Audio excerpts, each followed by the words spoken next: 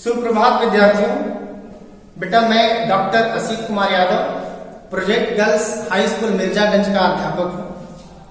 जैसा कि हम लोगों ने बेटा पिछली कक्षा में कबीरदास से संबंधित जीवन परिचय, किस धारा से आते हैं, उनकी भाषा, उनके साथी में जो दोहे वर्णित है उस पर, और कवि परिचय, जन्म, मृत्यु, माता पिता, गुरु इत्यादि पर जो है चर्चाएं की। आज हम सबक में चर्चा करेंगे। उससे पहले थोड़ा सा जो है हम कबीर से संदर्भित कुछ बातों को जान ले, फिर हम आते हैं सबक पे। बेटा कबीरदास, जैसा कि मैं पिछले वीडियो में बताया था, हिंदी साहित्य का अपना एक समय है, एक काल है, जो लगभग 1000 ईस्वी से शुरू हुआ है और अब तक चला आ रहा है।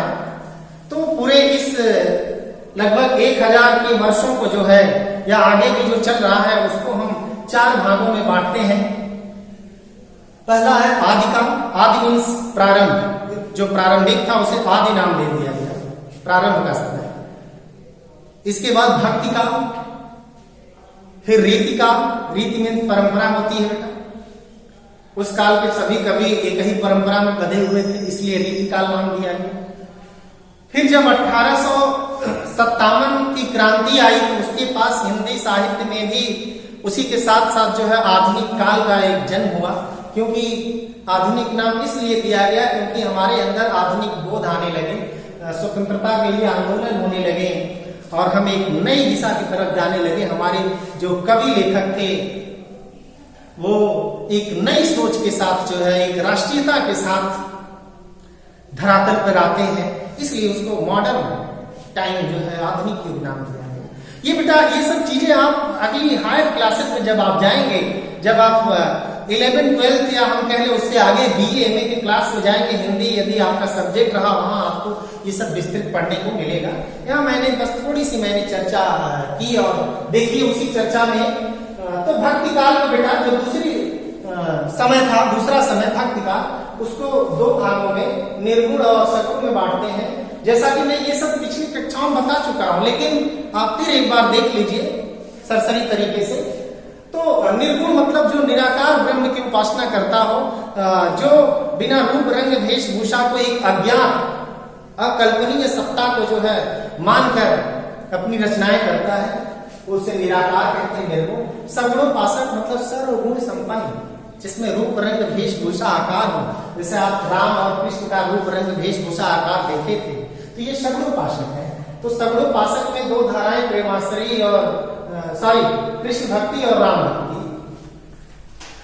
ठीक है, सगुणोपासक में बेटा कृष्ण भक्ति धारा और राम भक्ति धारा, 2 धारा है।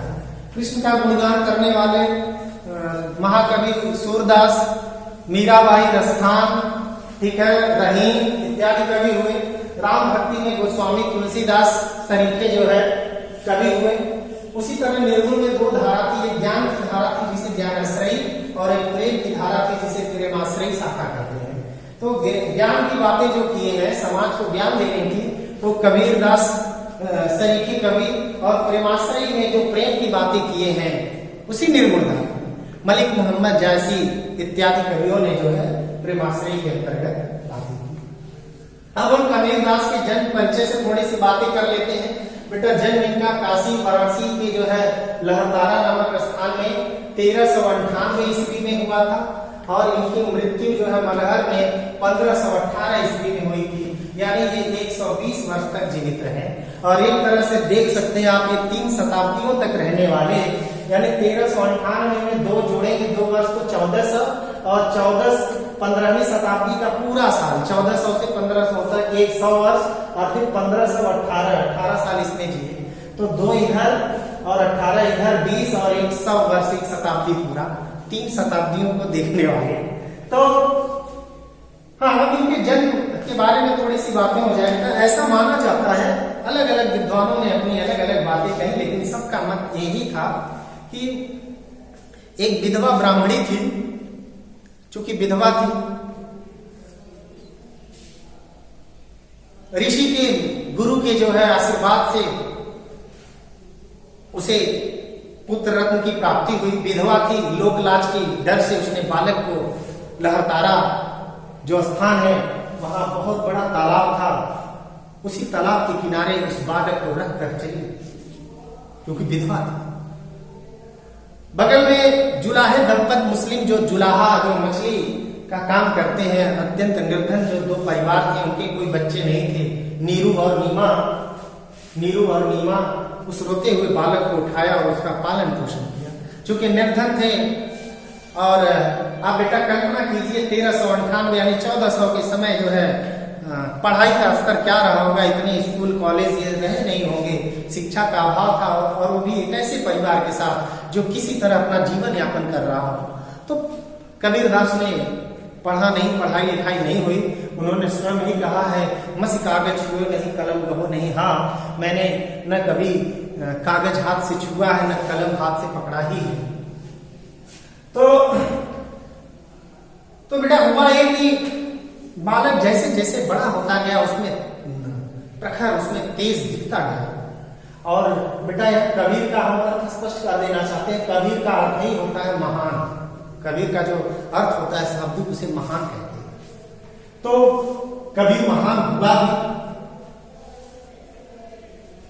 पत्नी लोई, एक पुत्र कमाल और एक पुत्री कमाली भी थी। हिंदू गुरु रामानंद और मुस्लिम गुरु जो है शेख तकी थे, लेकिन ज्यादा सानिध्य, ज्यादा साथ रामानंद के साथ ही था। इसमें भी एक किंवदंती है। ऐसा कहा जाता है कि वाराणसी में एक पंचगंगा घाट है, घाटों का शहर वाराणसी। तो रामानंद नित्य गंगा में स्नान ध्यान करते थे, पूजा पाठ किया करते थे। तो एक दिन उनकी भक्ति पाने के लिए कबीरदास जो है अंधेरे में ही सीढ़ियों पर सो गए थे, लेट गए थे। सुबह सुबह भोर में अंधेरा छटा नहीं था, रामानंद स्नान करने के लिए गंगा जा रहे थे। सीढ़ियों से उतरते हुए अकस्मात उनका पैर जो है कबीरदास के शरीर पे पड़ा और उनके मुख से, रामानंद के मुख से राम निकल पड़ा, हाय राम। और उसी राम को कबीर ने गुरु मंत्र मानकर जो है उनकी भक्ति स्वीकार किया, उनका गुरुत्व स्वीकार किया। और आगे चलकर वह एक रामानंद के शिष्यों में एक महान शिष्य, रामानंद के 12 शिष्यों में सबसे महान शिष्य कबीरदास को माना गया।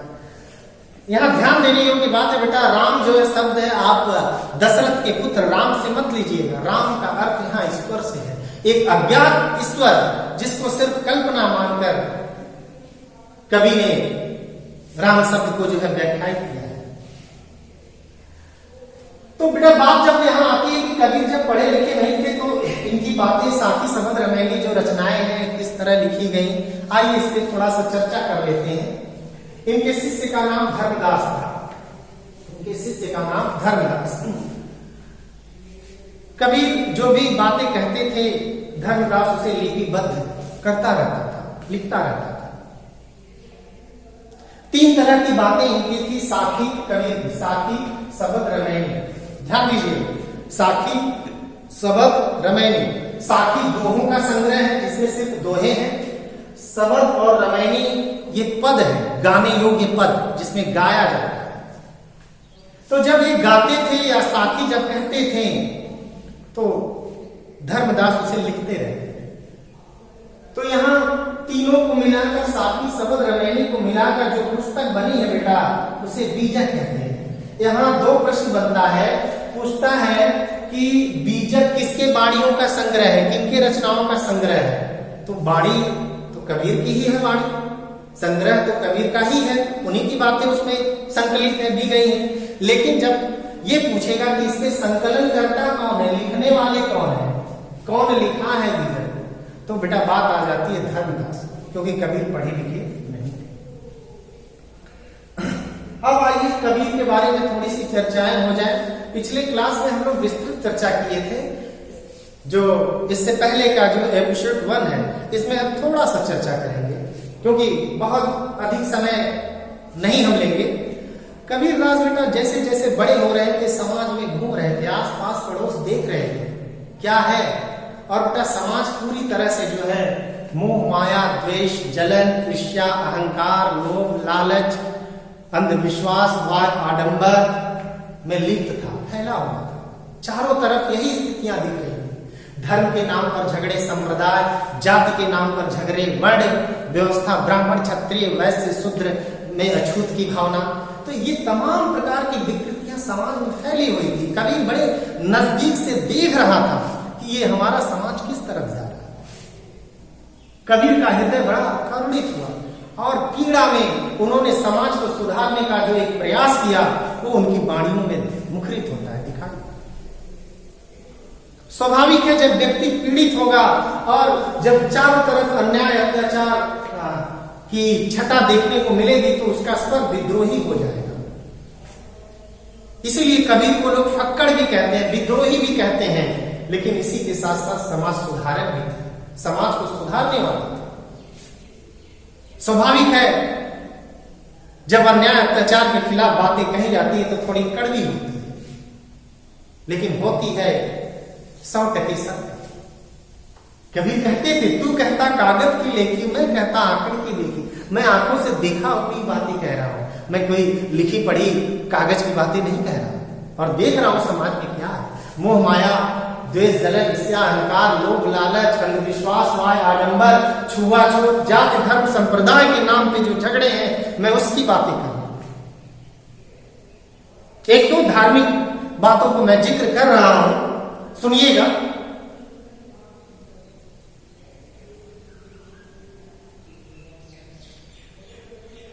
पहाड़ पूजे हर मिले तो मैं क्यों न पूजू पहाड़, घर की चांदी कोई न पूजे जिसका पीसा खा।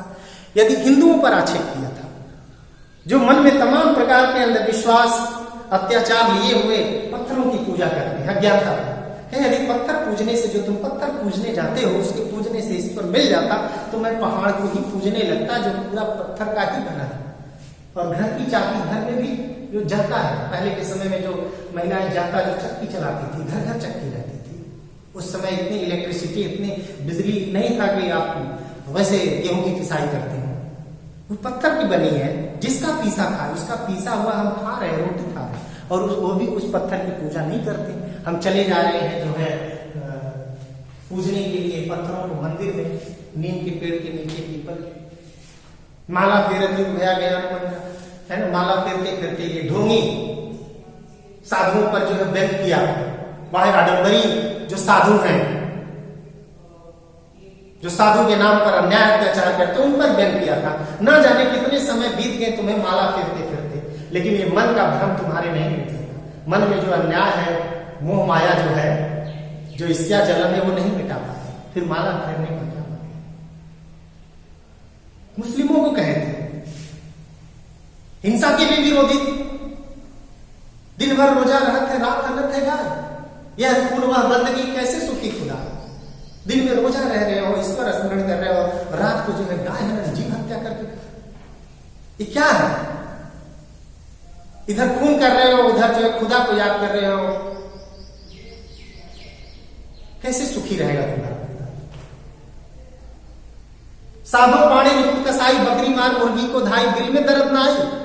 अपने आप को हिंदुओं पर आक्षेप किया, व्यंग किए। अब साधु जो है सज्जन और ब्राह्मण है, पंडित आप बनते हैं अपने आप, ब्राह्मण को आप जीव हिंसा कर रहे हैं। बकरी बकरा छोड़ते नहीं, मुर्गी मुर्गा तक को भी खा जाओ। तो बेटा इस तरह मोह माया पर बोले थे, ईर्ष्या द्वेष जलन अहंकार पे माया हमारी ने मन हुआ मर गया शरीर, आशा तृष्णा नाम वही हो कह गया कवि। व्यक्ति की मोह माया आशा तृष्णा लालच ये नहीं मरती, मन नहीं मरता, शरीर बार बार मर जाती है। तो समाज को बड़े नजदीक से देख रहे थे, समाज गलत दिशा की तरफ जा रहा है। और आज भी देख लीजिए हम तो बड़े दावे के साथ कहते हैं कि हमारा समाज आज भी वही खड़ा है जो 600 वर्ष पहले खड़ा था। जो ये कबीर जो बातें कहे थे उस समय,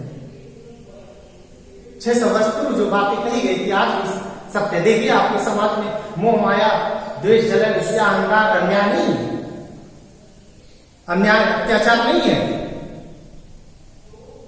जातिगत भेदभाव नहीं है, धर्म संप्रदाय के नाम पे उन्माद झगड़े नहीं हो रहे, मंदिर मस्जिद चर्च गिरजाघर के नाम पे जाने नहीं जा रहे, वहां आडंबर छुआछूत अंधविश्वास नहीं है। फिर उस समय भी था, आज भी है।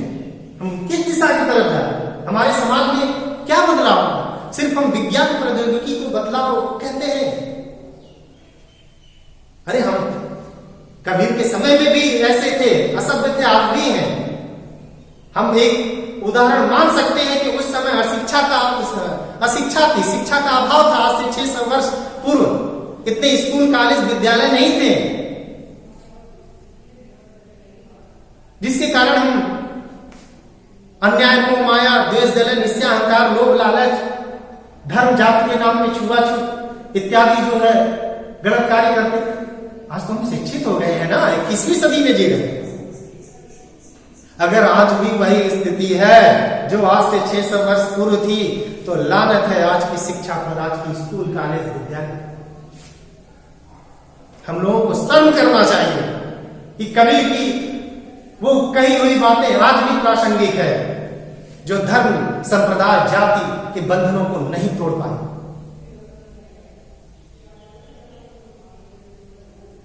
कस्तूरी कुंडल बसे करके ढूंढे बनवाई, ऐसे घट घट राम में दुनिया देखी नहीं। राम को पाने के लिए क्या किसी मंदिर में किसी तीर्थाटन जाने की जरूरत है? अपने मन को पवित्र कर लो, शुद्ध कर लो, इसी में ईश्वर है। ठीक उसी तरह व्यक्ति अज्ञानता में फंसा हुआ, जैसे मृग जो है कस्तूरी कुंडल बसे, कस्तूरी कुंडल हिरण के नाभि में बसती, उसे पाने के लिए वह चक्कर लगाता रहता है, अज्ञानता अवस्था उसे प्राप्त नहीं। तो बेटा मेरे कहने का मतलब यह है कि कबीर ने बेबाक टिप्पणी की और डरे नहीं, क्योंकि जो देख रहे थे वही उन्होंने कहा और समाज को सुधारने का प्रयास किया। इसीलिए कबीर को समाज सुधारक कहा जाता है, दूरदृष्टा कहा जाता है। और उनकी बातें आज भी अक्षरशः सत्य है। आज भी समाज में ये सब कुरीतियां फैली हैं। तो आइए चलते हैं शब्द की तरफ। हमें उम्मीद है आप कबीर के बारे में समझ गए होंगे। आप पिछली वीडियो पहला एपिसोड भी देखेंगे, जो साथियां पढ़ाते समय आई थी बातें, और इस समय दोनों को आप देखेंगे तो स्पष्ट रूप से आप कबीर के बारे में समझ पाएंगे। देखिए शब्द पहला पद जो है, साथी में आप जो है देखिए शब्द देखिए जो पद के नाम से है, जिसे गाया गया। मोको कहां ढूंढे बंदे मैं तो तेरे पास में, ना मैं देवल ना मैं मस्जिद ना काबे कैलाश, ना तो कोनो क्रिया कर्म में नहीं योग वैराग में, खोजी हो तो तुरते मिले पल भर की तलाश में। कहे कबीर सुनो भाई साधो सब सांसों की श्वास में। ये धर्म के नाम पर जो उन्माद समाज में फैला हुआ है, धार्मिक उन्माद, उस पर व्यंग है कबीर का। और देखिए आज के परिदृश्य में भी ये बातें सत्य हो रही हैं, जो 600 वर्ष पहले कबीर रहे। कठिन शब्दों का आप देखो बेटा, मोको मतलब मुझे, मुझको, कहां ढूंढे बंदे, बंदे मतलब मनुष्य, लोग। मैं तो तेरे पास में, तुम्हारे पास में, ना मैं देवल, देवल देवालय, देवालय जहां देव का आलय, देव का घर यानी मंदिर, देवल में मंदिर, मस्जिद, ना काबे कैलाश, काबा मुस्लिमों का तीर्थ स्थल काबा, कैलाश मानसरोवर हिंदुओं का तीर्थ स्थल जो तिब्बत में है, कैलाश मानसरोवर है ना, और काबा मुस्लिमों का तीर्थ स्थल। ना तो कौनो मतलब कोई भी क्रिया कर्म, क्रिया कर्म मतलब कार्य है ना, यानी धार्मिक अनुष्ठान, पूजा पाठ, क्रिया कर्म है ना, पूजा पाठ में। नहीं योग वैराग, योग साधन, योग मतलब योग साधन, वैराग मतलब वैराग्य धारण कर लेना, सन्यासी बन जाना है ना, सन्यास धारण करना। खोजी हो तो, खोजने वाला हो तो, जिज्ञासु हो तो, तुरते मिले तुरंत मिल जाएंगे, पल भर की तलाश में, तलाश मतलब खोज। कहे कबीर सुनो भाई साहब, कबीर दास कहते हैं कि है ना, साधु मतलब सज्जन, हे सज्जनों सुनो, हे ज्ञानी जन सुनो, सब श्वासों की श्वास में, सब सांसों की सांस में, श्वास हर सांस में ईश्वर है, कण-कण व्यापी राम है ना। वही कस्तूरी कुंडल में संग्रह ढूंढे बनवाही, ऐसे घट-घट राम, यानी कण-कण में राम है, ईश्वर कण-कण में है। दुनिया देखे ना, दुनिया नहीं देख पा रही है, अज्ञानतावश मंदिर मस्जिद चर्च गिरजाघर का चक्कर लगा रही है और धार्मिक उन्माद फैला है, अज्ञानतावश। तो यहां धर्म के नाम पर हो रहे जो अन्याय अत्याचार पर उन्होंने दंड किया, कड़े लहजे में कह रहे मुंह को कहां ढूंढे बंदे, ईश्वर कह रहा, खुदा कह रहा, हे बंदे, हे मनुष्य, तुम मुझको कहां ढूंढ रहे हो, मैं तो तेरे पास में, मैं तो तुम्हारे हृदय में मौजूद हूं। इस हृदय से मोह माया द्वेष जलन ईर्ष्या अहंकार लोभ लालच अन्याय अत्याचार वाद आडंबर पाखंड अंधविश्वास धर्म के नाम पर उन्माद जैसे विचारों को निकाल दो, मन को शुद्ध और पवित्र कर लो। मैं तुम्हारे मन में ही हूं, कहां ढूंढ रहे हो, अज्ञानता बस कहां खोजने का प्रयास करो, मैं मंदिर मस्जिद चर्च गिरजाघर में हूं। बेटा यहां थोड़ा सा मैं एक जिक्र करना चाहता हूं, अन्यथा इसे न लीजिएगा। व्यक्ति को आस्थावान होना चाहिए लेकिन अंधविश्वासी नहीं होना चाहिए। ठीक है, मस्जिद है, हम सजदा करें, मंदिर है, हम प्रणाम करें, दर्शन करें, लेकिन पूरी तरह से उसी पर विश्वास कर लें या उसके प्रति समर्पित हो जाएं, ये उचित नहीं है। और उसके प्रति हम समाज में उन्माद फैलाएं, उसके पक्ष में, ये गलत है सरासर। क्योंकि कबीरदास कहते हैं एक ज्योति के सब उत्पन्ना को बाभन को सूदा, सब एक ही ज्योति से उत्पन्न, एक ही परमपिता परमेश्वर से। तो ब्राह्मण शूद्र कैसे हो गए भाई, यहाँ ब्राह्मण और शूद्र कैसे, छुआछूत कैसे है? एक है पवन, एक ही पानी, एक है ज्योत समाना, एक ही पवन है, एक ही सूर्य है, एक ही चांद है, एक ही हवा है, एक है खाक गढ़े सब भाड़े, एक ही ईश्वर जो है सबको गढ़ा है। फिर ये हिंदू मुस्लिम सिख ईसाई और ब्राह्मण क्षत्रिय वैश्य शूद्र कहां से आए? तो ऐसा नहीं होना चाहिए। समाज में इस तरह की धारणाएं, इस तरह की कुरीतियां नहीं आनी चाहिए। कह रहे मुंह को कहां ढूंढे बंदे, मैं तो तेरे तुम्हारे पास में हूं। पवित्र करो ना अपने मन को, स्वच्छ करो, निर्मल करो और देखो। कह रहे कर ना मैं देवल, ना मैं मस्जिद, ना काबे कैलाश में। तुम अज्ञानता बस उसी हिरण की तरह, जैसे हिरण अपने नाभि के कुंडल को पाने के लिए जंगल भर खोज रहा था, ऐसे अज्ञानी मत बनो। ना मैं देवल, ना मैं मस्जिद, ना मैं मंदिर में हूं, ना मैं मस्जिद में हूं, न काबे कैलाश में। तुम्हें तीर्थाटन करने की भी जरूरत नहीं है। और जो उतना पैसा लगाने जा रहे हो तीर्थाटन करने, काबा कैलाश, वो पैसा किसी नेक कार्य के लिए कर दो, किसी गरीब को दान कर दो, पुण्य मिलेगा। क्या जा रहे हो वहां? मैं मौजूद थोड़ी ना, तुम्हारे मन में हूं। मन को शुद्ध और पवित्र करो, मन से जो कलुषित विचार है उसको निकालो, धार्मिक उन्माद को दूर करो पहले। ना तो कोनो क्रियाकर्म में, और मुझे पूजा पाठ की भी जरूरत नहीं, मुझे पाने के लिए कोई अनुष्ठान नहीं चलेगा भाई। दिन भर रोजा रहते, रात रहते गाय, माला फेरे तो गया ना मन का फेर। चाहे हिंदू हो, चाहे मुस्लिम हो, चाहे सिख हो, चाहे ईसाई, किसी को कबीर नहीं छोड़ा गया। और जो कहे थे लाख टका सत्य बोले थे।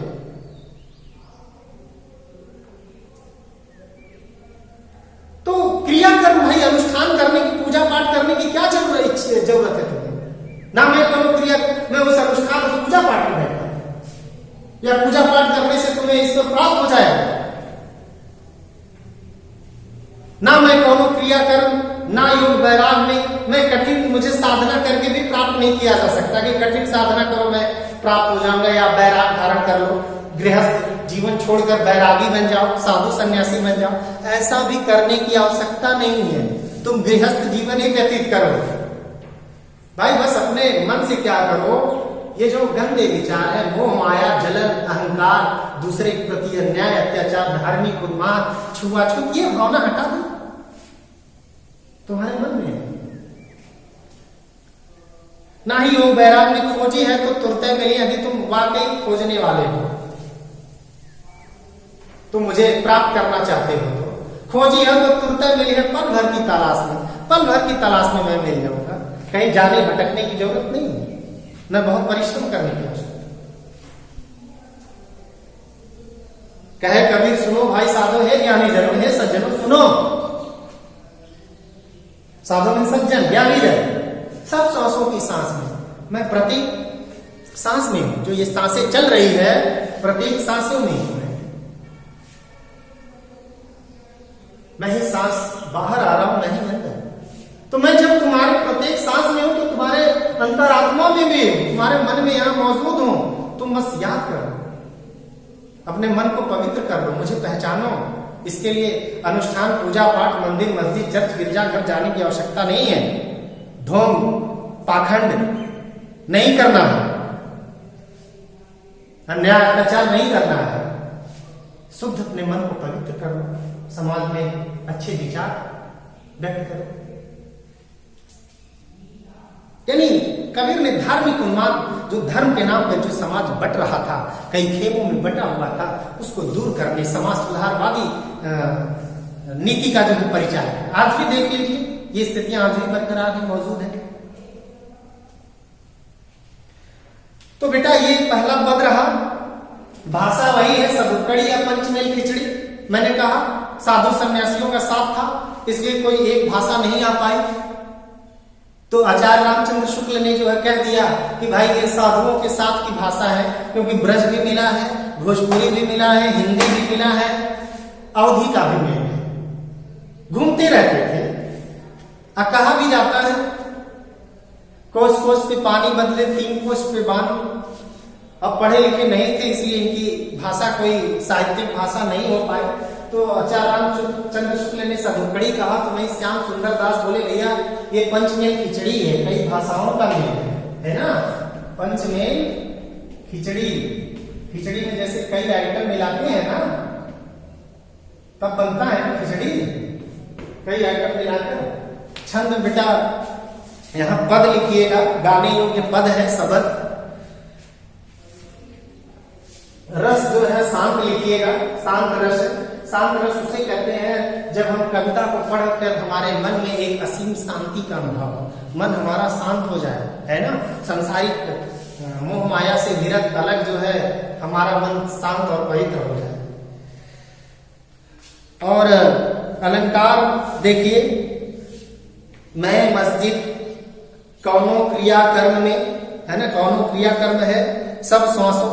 बेटा जब एक वर्ण एक से अधिक बार आता है तो अनुप्रास होता है, तो यहां अंडरलाइन करके लिख लीजिएगा। चलिए अब दूसरा पद देखते हैं। संतो आई भाई ज्ञान की आंधी रे, भ्रम की टाटी सबे पुरानी माया रहे न बाधी। हित चित की दर्थुनी गिरानी मोह बलिंडा टूटा, तृष्णा छानी पर घर ऊपर बूंदी का भाटा फूटा। जोग जुगत कर संतो बाधी नीरज सुबह न पाड़ी, पूर्व कपट काया का निकष्या हर की गति जब जानी। आदि पीछे जो जल बूटा प्रेम हरिजन भीना, कहे कबीर भान के प्रकटे उदित भया तम खीना। कठिन शब्दों का अर्थ देखिए बेटा।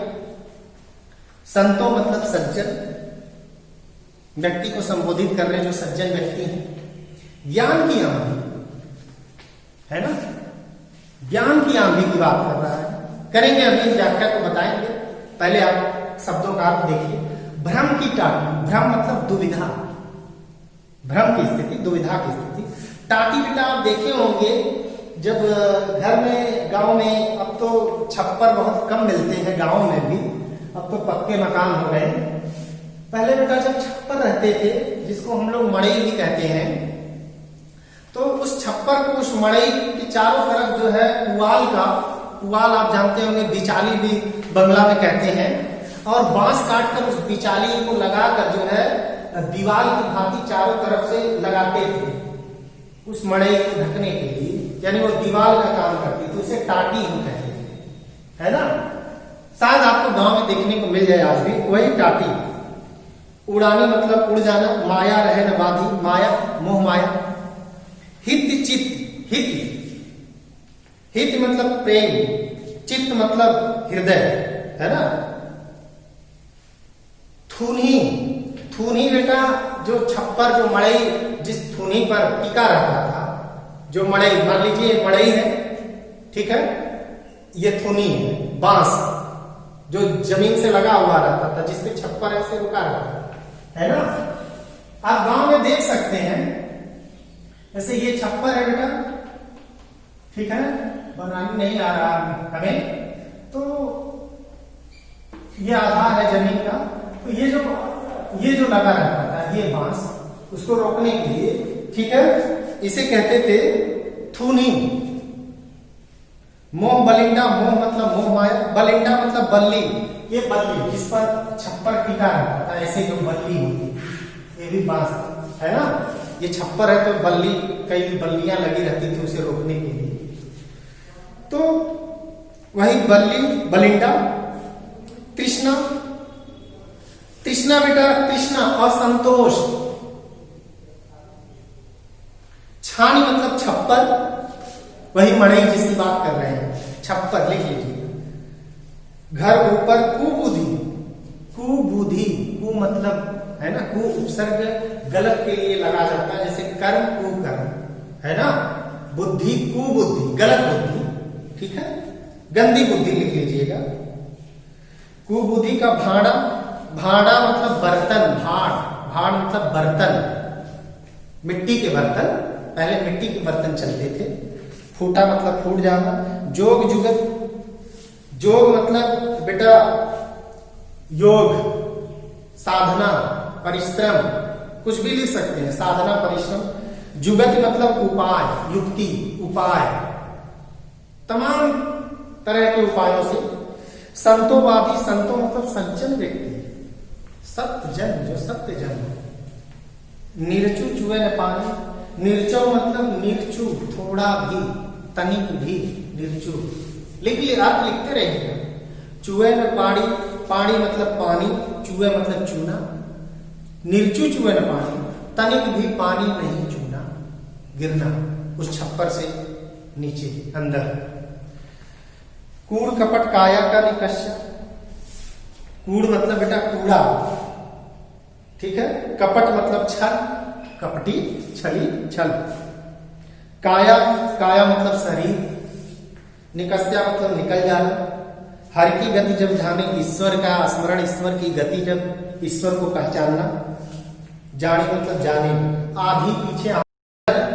बूटा मतलब बरसना, बूटा मतलब वर्षा, बारिश होना, बरसना, जल बरसना। प्रेम हरिजन भीना, प्रेम हरि, प्रेम हरिजन, हरिजन, हरि मतलब ईश्वर, जन मतलब लोग, भक्त, ईश्वर का भक्त, है ना। हरिजन भीना, ठीक है, ईश्वर का भक्त जन भीना। कहे कबीर भान के पट्टे, भान मीन्स सूर्य, भानु, यहां भान दिया हुआ है, भान मीन्स, भानु मीन्स सूर्य, दिनकर, दिवाकर, भानु, भास्कर, है ना, ये पर्यायवाची। कहे कबीर भान के प्रकट, उदित भया तम खीना, तम मीन्स अंधकार, उदित होना मतलब प्रकाशित होना, प्रकटे मतलब प्रकट होना, प्रकट। तम मतलब अंधकार, खीना मतलब क्षीण, समाप्त हो जाना, अंधकार समाप्त हो जाता है। अब आप अर्थ देखिए, यहां ज्ञान के आदि की बात कर रहे हैं कवि, कह रहे हैं कि जब भक्त के हृदय में जब ज्ञान आ जाता है, तो जितने भी कूड़ा करकट के समान जो मोह माया द्वेष जलन अहंकार जिसकी मैं बात कर रहा हूं, जितनी भी कुरीतियां हैं वो समाप्त हो जाती हैं। जब मैं था तब हरि नहीं, अब हरि है मैं नाहीं, प्रेम गली अति साकरी तामे दुईने समा। कबीर दास कहते हैं, जब मैं था, जब अहंकार था, तब हम नहीं थे, ईश्वर का निवास नहीं था। अब ईश्वर है, अहंकार समाप्त हो चुका है, अन्याय चला गया। जब मैं था, मैं अहंकार जब था, तो ईश्वर नहीं आ सकता। एक ही मन है, और इस मन में दोनों एक साथ नहीं हो सकते, ईश्वर और अहंकार। जब अहंकार था तो ईश्वर नहीं, अब ईश्वर आ गए तो अहंकार चला गया। तो ईश्वर आ जाना यानी मन में अच्छे विचार आ जाने, ज्ञान आ जाना, हृदय परिवर्तन होना। जब मोह माया द्वेष जलन इससे अहंकार जब छूट जाएगा, नहीं ज्ञान आएगा तभी ना निकलेगा भाई ये जो गंदे विचार है। तो कहे जब ज्ञान की आंधी आती है तो मन के जो मोह माया द्वेष जलन इससे अहंकार लोभ लालच समाप्त हो जाते हैं। उसी की बात जो है कभी एक छप्पर से व्याख्यायित करके कर रहा है। पहले बेटा मैं इसका साधारण अर्थ बता देता हूं, ध्यान से सुनिएगा। जो साधारण अर्थ है कबीर का, कहते हैं कि जब कमजोर छप्पर हो और आंधी आ जाए तो कमजोर छप्पर धाराशाही हो जाता है, टूट जाता है। उसके अंदर रखे हुए सामान जैसे छप्पर गिरेगा सब टूट कर तहस नहस हो जाए। इसीलिए लोग छप्परों को, अपने मड़ई को हमेशा क्या करते हैं, बनाते रहते हैं हर साल जो है। यानी वही बनाना क्या है, अपने मन को बनाना। तो कह रहे हैं कि जब व्यक्ति के अंदर ज्ञान आ जाता है, देखिए इसका मूल अर्थ, दोनों अर्थ बताते चलो। संतो आई भाई ज्ञान की आंधी रहे सज्जनों, जब भक्त के अंदर ज्ञान आ जाता है, जब ज्ञान की आंधी आ जाती है, आंधी के समान ज्ञान, यानी आंधी इसलिए कह रहा है कि सामान्य हवा व्यक्ति में कोई परिवर्तन नहीं ला पाती। जनमानस में हवाएं तो हमेशा चल रही है लेकिन कोई परिवर्तित होता नहीं, परिवर्तन होता। लेकिन जब आंधी आती है तो कमजोर छप्पर जो होते हैं मड़ई, वो धाराशाही हो जाते हैं। इसलिए लोग अपने मड़ई को हमेशा मजबूती देते रहते हैं, हमेशा उसे बनाते रहते हैं, हमेशा उसकी थूनी बल्ली आधार सबको मजबूती देते रहते हैं कि आंधी आए तो इस पर प्रभाव न पड़े। इसलिए ज्ञान की आंधी की बात कर रहा है। तो जब व्यक्ति के अंदर ज्ञान की आंधी आती है तो भ्रम की टाटी सबे उड़ानी। जब ज्ञान आ जाता है यानी उसके मन से जब सब खत्म हो जाता है, जब ज्ञान आ जाएगा तो एक एक करके जो सब गंदे विचार है वो कैसे समाप्त हो रहे हैं उसका जिक्र कबीर कर रहा है। जब ज्ञान की आंधी आती है तो भ्रम की टाटी, भ्रम के समान, दुविधा के समान जो टाटी है, छप्पर की चारों तरफ लगाने वाली टाटी को जो है भ्रम कहा है। तो व्यक्ति के अंदर से भ्रम क्या होता है, समाप्त। दुविधा, दुविधा मतलब कार्य करने का जो संकोच, जो दुविधा होती है, भ्रम की स्थिति, क्या करें क्या नहीं करें। ज्ञान आता है तो मार्ग एकदम दिखने लगता है, रास्ता क्लियर, एकदम सीधा, भ्रम रहता ही नहीं, समाप्त हो जाता है, लक्ष्य दिखने लगता है। तो जो भ्रम जो टाटी की तरह वह समाप्त हो जाती है, माया रहे न बाधी, और ज्ञान जब आ जाता है तो मोह माया भी बधी नहीं रहती। मोह माया क्या होती, समाप्त हो जाती है। मोह माया भी ज्ञान की आंधी से, ज्ञान आ जाने से मोह माया समाप्त हो जाती है। हित चित्त की जो थिनी गिरान, हित चित्त, हित चित्त, चित्त की जो भलाई यानी जो लालच है, जो लोभ है, जो ईर्ष्या है समाज में, ये थूनी के समान जो हमारे मन में, ये थूनी जो है ना खड़ी रहती है हमारे मन में, जो बसी हुई है ईर्ष्या लोभ लालच, थूनी के समान, वो ज्ञान आ जाने से समाप्त हो जाती है, धाराशाही हो जाती है। हित चित्त की जो थिनी गिरानी गिर जाती है, वह थूनी के समान समाप्त हो जाता है ज्ञान आने से। मोह बलिंडा टूटा, मोह माया भी हमारे मन से निकल जाती है, समाप्त हो जाती है, मोह माया का भी त्याग हो जाता है। तृष्णा छानी घर ऊपर, और तृष्णा असंतोष की जो भावना होती है, व्यक्ति जो जीवन भर असंतोष रहता है, आज साइकिल की उम्मीद पूरी हो गई तो कल बाइक का ख्वाब पूरा हो गया तो परसों कार। तो ये जो असंतोष की भावना है, ये ज्ञान आ जाने से समाप्त हो जाता है। जो अपने आप में थोड़े में भी संतोष करने की भावना होती है, वो बलवती हो जाती है ज्ञान के आ जाने से। तो तृष्णा छानी घर पर, घर ऊपर, तो ये असंतोष की भावना जो है घर के ऊपर ही रह जाती है जब ज्ञान आता है तो, यानी वह फिर इस घर में, इस अंतरात्मा में वह असंतोष का भाव नहीं आता। तो हम संतोष हमें होने लगे, जितना है उसी में हम संतोष कर रहे हैं ज्ञान करने से। छानी घर ऊपर, छप्पर के ऊपर से समाप्त चला जाता है वह असंतोष का भाव ज्ञान आ जाने से। अब कुविधि का भावना होता है, और जो बुरी बुद्धि है ना, जो अभी दिमाग हमारा गंदे विचारों में लिप्त था, कुबुद्धि जो भ्रष्ट बुद्धि थी, वह बर्तन के समान टूट गई। जैसे आंधी आई, छप्पर गिरा, उसके नीचे मिट्टी के रखे जो भाड़े हैं, मैंने बोला ना भाड़े मतलब मिट्टी का बर्तन, टूट जाता, तहस नहस हो जाता है। उसी प्रकार जो बुरी बुद्धि थी, जो गंदी बुद्धि थी, वह मिट्टी के बर्तन के समान चकनाचूर। कैसे? ज्ञान आ जाने से। देख रहे ज्ञान आने से कितना बड़ा परिवर्तन, यानी अज्ञानतावश व्यक्ति भटकता रहता है इधर। जोग जुगत कर संदो बांधे निर्चु चुए न पाड़ी। तमाम उपायों से जो संत है, सज्जन व्यक्ति, अपने आप को बांधे रहते हैं, अपने मन को बांधे रहते हैं। निर्चु चुए न पाड़ी, जैसे जो परिश्रमी व्यक्ति होगा, जो साधक व्यक्ति होगा, इस छप्पर को हमेशा बनाता होगा कि बारिश हो तो पानी अंदर घर में न छुए। उसी प्रकार सज्जन व्यक्ति जो है अपने हृदय को पहले से मजबूत और पवित्र किया रहता है तमाम प्रकार के उपायों से। जोग जुगत कर संतो बांधो, योग से, उपाय से, तमाम साधनों से जो है अपने मन के जो विचार है उसको भटकने नहीं देता है, बांधे रहता अपने आप में। सज्जन व्यक्ति उसे मोह माया द्वेष जलन अहंकार में घूमने नहीं देते। तो कह रहे हैं सज्जन पुरुषों का जोग जुगत कर संतो बांधे नीरज चुए न पानी। नीरज तनिक भी पानी जो है चूने नहीं देता, यानी अज्ञानता को, मोह माया को अपने अंदर नहीं आने देता सज्जन पुरुष। ठीक उसी प्रकार जैसे एक छप्पर के अंदर पानी नहीं आने देता जो परिश्रमी व्यक्ति, उसी तरह सज्जन की बात, साधु की बात की जा रही है। कूर कपट काया का निकष्या हर की गति जब जानी।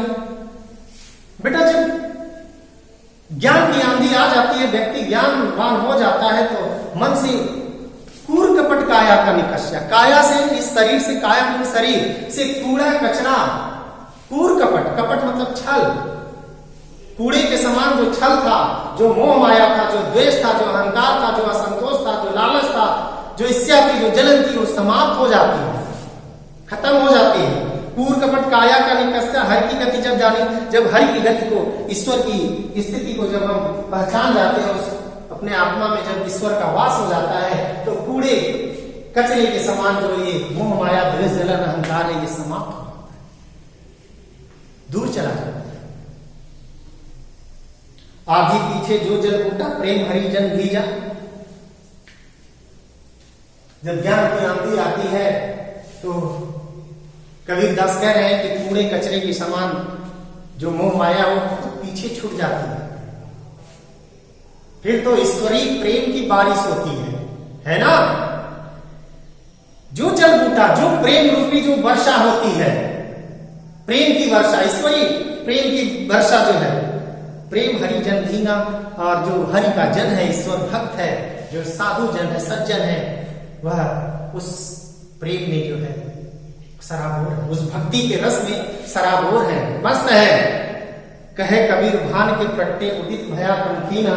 जिस प्रकार भान के प्रकट होने से, उदित होने से, सूर्य के प्रकाशित होने से, प्रातःकालीन भान के प्रकट होने पर, उदित होने पर, तम खीना, तम मतलब अंधकार, खीना मतलब छेड़ हो जाता है, अंधकार समाप्त हो जाता है। सूर्योदय के समय जिस प्रकार, जैसे ही सूर्योदय, सूर्य उदित होता है और अंधेरा छट जाता है, उसी प्रकार ज्ञान की आंधी आ जाने से, व्यक्ति के अंदर ज्ञान आ जाने से जो अंधकार रूपी अज्ञानता है वह दूर हो जाता है।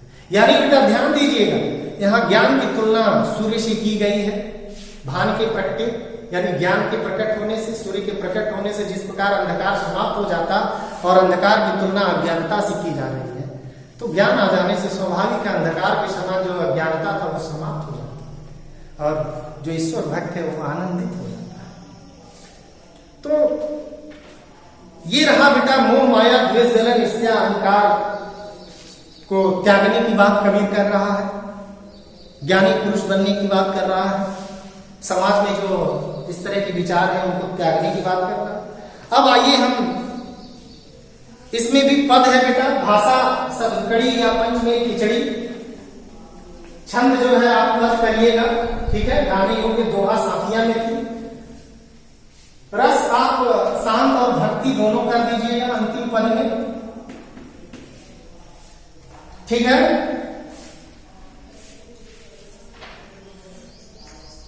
अलंकार बेटा रूपक है, ज्ञान की आंधी और भ्रम की टाटी, अंडरलाइन करके लिख लीजिएगा, ज्ञान को जो है आंधी से और भ्रम को टाटी से जो है रूपायित किया गया है। अब देखिए प्रश्न अभ्यास देखिए, मानसरोवर से कवि का क्या आशय है? मन रूपी तालाब, मन रूपी सरोवर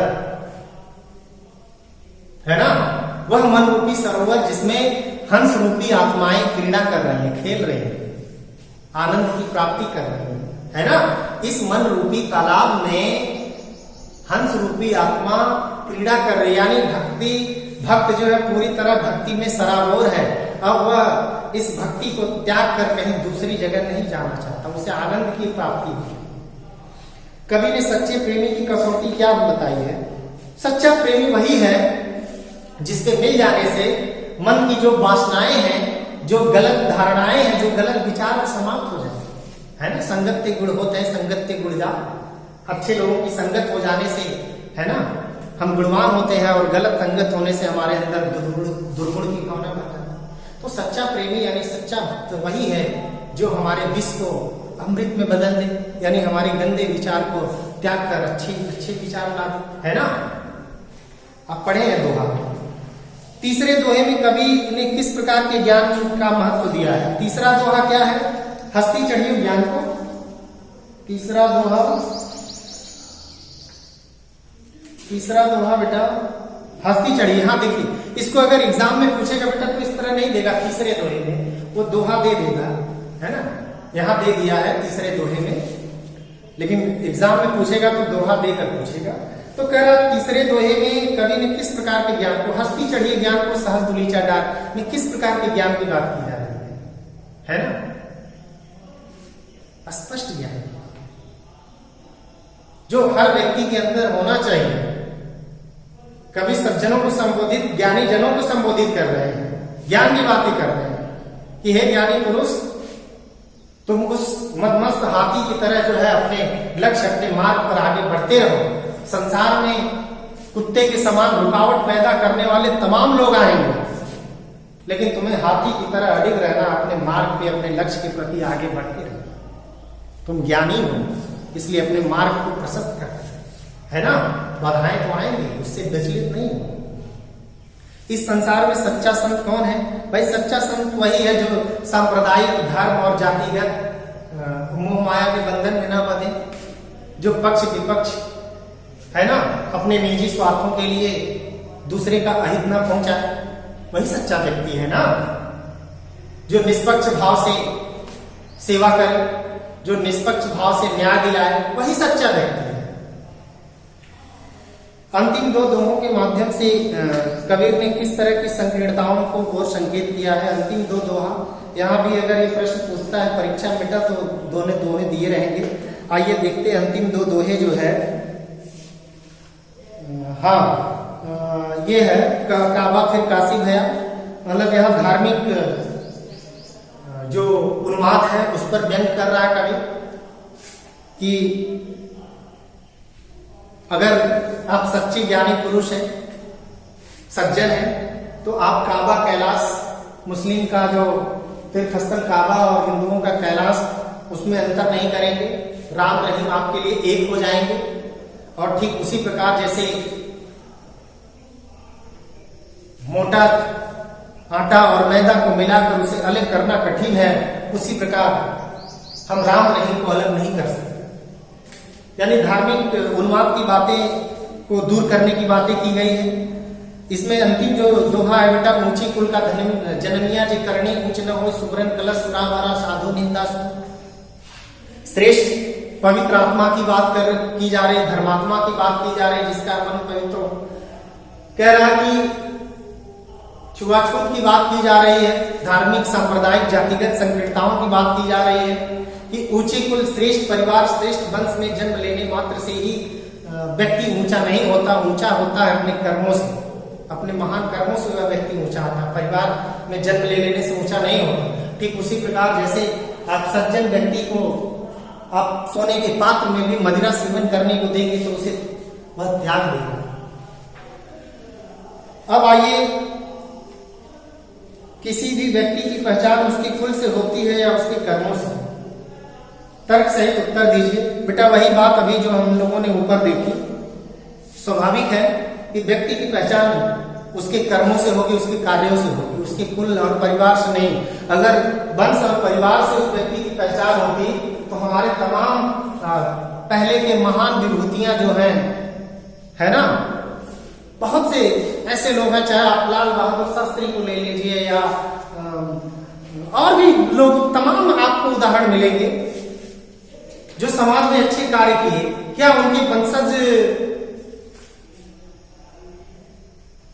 वैसे हुए? नहीं हो पाए, क्योंकि उच्च वंश में जन्म ले लेने से महान नहीं होता, उसके कार्य महान होना चाहिए, कर्म होने चाहिए। इसलिए हम लोगों ने विस्तृत चर्चा भी की थी। अब कबीर, सूर, तुलसी, मलिक मोहम्मद जायसी, प्रेमचंद, सबका ले लीजिए आप। क्या प्रेमचंद की तरह उनके सुपुत्र अमृत राय जो महान हो पाए? डूबा वंश कबीर का, ऊर्जा पुत्र कमाल, कबीर ने खुद कहा जो है कि मेरा वंश डूब गया जो कमाल जैसे पुत्र का जन्म।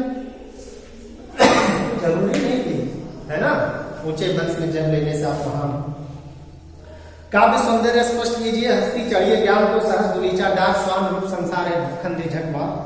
आप बेटा अभी चर्चा हुई थी, आप अपने ज्ञान रूपी हाथी पर आप सवार है, सहजता के साथ सवार होकर अपने रास्ते पे चलते रहिए। ये संसार जो है कुत्ते के समान है, भौंकेगा, जैसे हाथी चलती रहती है, भौंकता रहता है, लेकिन एक ऐसी अवस्था होती है कुत्ता झक मार के शांत हो जाता है, चुप, क्योंकि वो जानता है हम इसका कुछ नहीं बिगाड़ पाएंगे, सिर्फ मार्ग अवरुद्ध करने का प्रयास करता है। तो आपके जीवन में भी जब आप लक्ष्य की तरफ चलेंगे, तमाम चढ़ाव उतार आएंगे, आपको विचलित नहीं होना, अपने मार्ग पे आप प्रशस्त होते रहेंगे। तो बेटा काव्य सुंदर में आप कला पक्ष भी देखेंगे। इसमें भाषा सदुक्कड़ी या पंचमेल खिचड़ी है, दोहा छंद जो है, जैसा कि छंद हम बताएं, दोहा छंद, और यहाँ सामरस की परिकल्पना हुई। अब आइए शब्द से हम देखते हैं अभ्यास प्रश्न। मनुष्य ईश्वर को कहां कहां ढूंढता फिरता है? पहले पद में आप देखे हैं मंदिर, मस्जिद, काबा, मुस्लिमों का तीर्थ स्थल काबा, हिंदुओं का तीर्थ स्थल कैलाश, योग साधना, बैराग। अरे ये सब करने की जरूरत नहीं है भाई, हम तो हर, है ना, कहे कबीर सुनो भाई, हर सांसों की सांस में है, हम तो प्रत्येक सांस में है। इसके लिए मंदिर, मस्जिद, चर्च, गिरजाघर जाने की आवश्यकता नहीं है। अपने मन को शुद्ध और पवित्र करना, योग, बैराग, किसी कर्म, किसी अनुष्ठान की जरूरत नहीं है भाई, पूजा पाठ नहीं करना हमें प्राप्त करने के लिए। मन को शुद्ध और पवित्र कर लो, मैं तुम्हारे मन में मौजूद उपस्थित। कबीर ने ईश्वर प्राप्ति के लिए किन किन प्रचलित विश्वासों का खंडन किया है? ये प्रचलित विश्वास ही है ना, मंदिर में जो है ईश्वर रहता, मस्जिद में खुदा रहता है, चर्च में जो है जीसस रहता है ना, पूजा पाठ करने से या आजान करने से ईश्वर या खुदा, यही ना प्रचलित मान्यता है। तो कबीर कहा ऐसे ईश्वर नहीं प्राप्त होगा, इसका खंडन किया और बड़े विवाद, उन्होंने विवाद टिप्पणी किया कि भैया तीर्थ यात्रा और पूजा पाठ और मस्जिद वगैरह से कुछ मिलने वाला नहीं है, बस मन को पवित्र और शुद्ध करो। मन में राम बगल में छुरी, तो पवित्र करो, मन को पवित्र शुद्ध करो। किसी तरह का कोई ढकोसला, वायडंबर, अंधविश्वास करने की जरूरत नहीं है। आस्थावान बनो, अंधभक्त नहीं। कबीर ने ईश्वर को सब सांसों की श्वास में क्यों कहा? भाई ईश्वर तो कण कण व्यापी है ना, वो तो हर कण में है, उसे भला ढूंढने की जरूरत क्या है? उसके लिए क्या कोई एक विशेष स्थान बनाया जाएगा क्या कि वहीं पर रहेगा वह ईश्वर, वह खुदा उसी जगह बैठा है? वो तो हर जगह है, तुम्हारी रक्षा के लिए वो तत्पर है, तैयार है। तुम बस वैसा आचरण करो, वैसी विचारधारा रखो अपने मन में। हर सांस उसी की बदौलत चल रही है ना। तो मानो जब ये सांस चला रहा है हर सेकेंड तुम्हारे हृदय में रह के, तो फिर इसी हृदय में ही होगा, तभी तो सांसें चल रही है। इसके लिए कोई बाह्य आडंबर, दिखावा, पाखंड करने की जरूरत नहीं। कबीर ने ज्ञान के आगमन की तुलना सामान्य हवा से न करके आंधी से क्यों की है? भाई वही बात हो गई जो मैंने चर्चा की थी। सामान्य हवा हमेशा चलती है, लेकिन कमजोर छप्परों पर कोई प्रभाव नहीं करती। लेकिन जब आंधी आती है तो कमजोर छप्पर मड़ई धराशायी हो जाती है। तो सामान्य बातें जो है लोगों को प्रभाव नहीं पड़ती, लेकिन जब वही ज्ञान के आंधी के समान जब ज्ञान मन में आ जाता है तो उनके मन से जो कूड़े कचरे के समान जो मोह माया द्वेष जलन ईर्ष्या अहंकार है शरीर से समाप्त हो जाता। कूड़ कपट काया का निकस्या हर की गति जब जाती है, जब हम ज्ञान को पहचान जाते हैं तो शरीर से ये सब निकल जाता है, मोह माया है ना।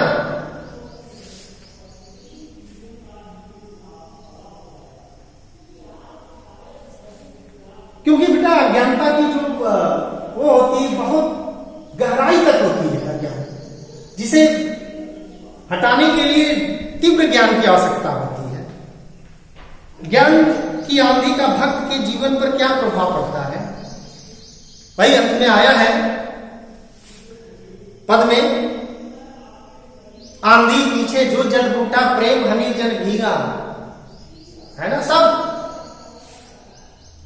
भक्त जो है एकदम आनंदित हो जाते हैं जब ज्ञान आता है, सारा कलुषित विचार दूर हो जाता है, एकदम आनंद ही आनंद मिलता है ना। क्योंकि उनके अंदर ईश्वर प्रेम जाग जाता है, किसी प्रकार का कोई भय मोह माया अहंकार लालच धार्मिक उन्माद रहता ही नहीं है। तो बड़े मस्ती का आनंद करते हैं, भक्ति भावना से लवरेज हो जाते हैं। भाव स्पष्ट कीजिए हित चित्ती दो थुनी गिरानी मोह बलिंदा। भाई ज्ञान की आंधी आती है तो जो मन की चित्त का जो मोह माया है, ईर्ष्या जलन जो है मोह बल्ली के समान, और ईर्ष्या द्वेष जलन अहंकार वो सब समाप्त हो जाता है, धराशायी हो जाता है। ख है इसमें आंधी पीछे जो जल फूटा, ज्ञान आ जाने से प्रेम रूपी जो बारिश होती है, ज्ञान की बारिश, उससे हरिजन जो है आनंदित हो, ईश्वर भक्त आनंदित होता है। संकलित साखियों और पदों के आधार पर कबीर की धार्मिक और सांप्रदायिक सद्भाव संबंधी विचारों की प्रकाश डाली। बेटा ये जो बातें हो रही थी ये सब उसी से संबंधित थी, धार्मिक और सांप्रदायिक, है ना। धर्म और संप्रदाय और जाति और छुआछूत के नाम पर ही तो सब बातें हुई हैं, सब बातें उसी के आधार पर हुई। तो धार्मिक और सांप्रदायिक सद्भाव संबंधी एक होने की बात कहा, हिंदू मुस्लिम सिख ईसाई आपस में सब भाई भाई, सबको एक सूत्र में पिरोने की बात कहा था, है ना। जब एक परम पिता परमेश्वर से सब जन्मे हैं तो हिंदू मुस्लिम सिख ईसाई कैसे हो गए? एक ही पवन, एक ही सूर्य, एक ही चांद, एक ही जल, है ना, एक ही ईश्वर सबको बनाया है। तो फिर ये जातिगत और धर्म के आधार पर भिन्नता कहां से आई? तो इस पर जो है कबीर ने व्यक्त किया है, हम लोगों ने देखा भी साखियां और शब्द में। तो बेटा ये रहा पिछली क्लास और इस क्लास दो मिलाकर जो कबीर की साखियां शब्द के कविता का वाचन, शब्द, व्याख्या और अभ्यास प्रश्न। हमें उम्मीद है कि आपको अच्छे से समझ में आया होगा। आप बेटा ईमानदारी से आप इस वीडियो को जो है पोस्ट करके आप शब्द अर्थ को लिखिएगा, हमारी व्याख्या को ध्यान से सुनिएगा और अभ्यास प्रश्न को जो है अपने से स्वतः स्वलेखन, स्व विचार होने चाहिए। प्रश्न का अर्थ अपने देना, प्रश्न का जवाब, है ना, किसी सहारा नहीं लेना कहीं से, आप खुद कर लेंगे इतना पढ़ने के बाद। और इसी उम्मीद के साथ आप सभी को जो है मैं धन्यवाद देना चाहता हूं और आज का जो क्लास है यही समाप्त कर रहा हूं। धन्यवाद।